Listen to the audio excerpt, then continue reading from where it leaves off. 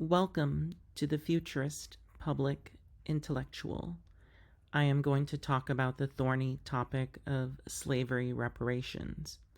It has re-entered the national dialogue because the San Francisco Board of Supervisors has started fielding proposals for slavery reparations. The city is even considering a proposal to give $5 million to each qualified black adult resident. But from what perspective are the reparations being justified? Since slavery was never legal in California and even entered the Union as a free state, why should the municipal government of San Francisco feel responsible for slavery in the first place? Slavery reparations is most commonly discussed through a torts paradigm. Slave owners were tortfeasors who harmed slaves through the institution of slavery, and thus restitution is the appropriate course of action to make the victims whole. Unfortunately, the torts analogy falls apart under closer inspection because both the actual tortfeasors and victims are all dead. If restitution takes the form of money damages, then people who were never slave owners would be paying people who were never slaves. But before going into the logistics of the reparations itself, let's assess the harm element first. According to the U.S. Census Bureau, in 1959, over 50% of Black Americans were in poverty. In 2019, the percentage dropped to a historic low of 18.8%. In 60 years, the economic condition has improved dramatically for Black Americans.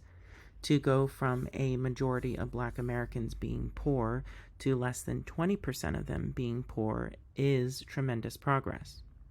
Now, the 2019 poverty rate for white Americans is 7.3%, so the poverty rate is still much higher for Black Americans.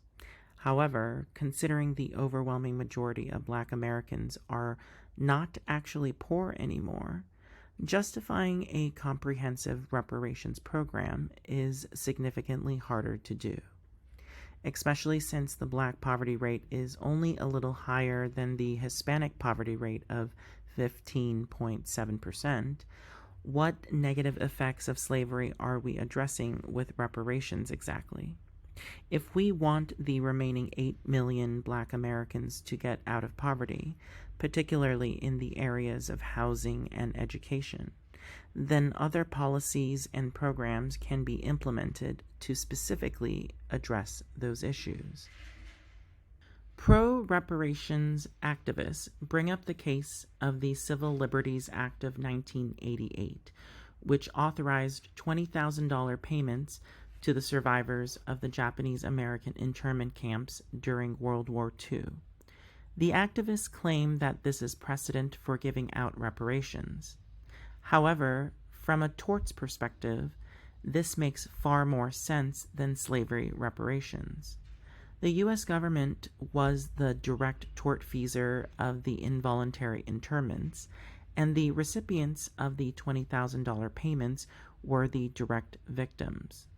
Slavery, on the other hand, was perpetrated by individual slave owners, not the U.S. government. Sure, the government facilitated the smooth operation of the institution until the Civil War, but the exploitative parties were the slave owners.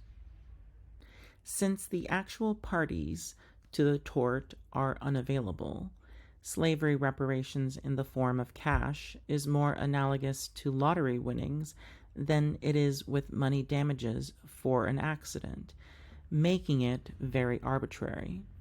Since cash reparations would have to be taxpayer money, it would have to be taken from the pockets of descendants of white Europeans who immigrated to the U.S. after the Civil War, like the Irish and Italians, and the descendants of non-white immigrants like the Chinese and Mexicans. None of these parties are culpable for the actions of slave owners making the source of the cash reparations arbitrary too. If we want to help the 8 million Black Americans in poverty, then reparations shouldn't take the form of cash. Housing and education can be addressed by offering zero-interest mortgage loans and free college or trade school tuition. Such programs would help poor Black Americans achieve greater income and home ownership themselves. Instead of looking at the problem through a torts paradigm, we are simply helping our fellow Americans better themselves. That is forward-looking instead of trying to atone for the sins of one's ancestors.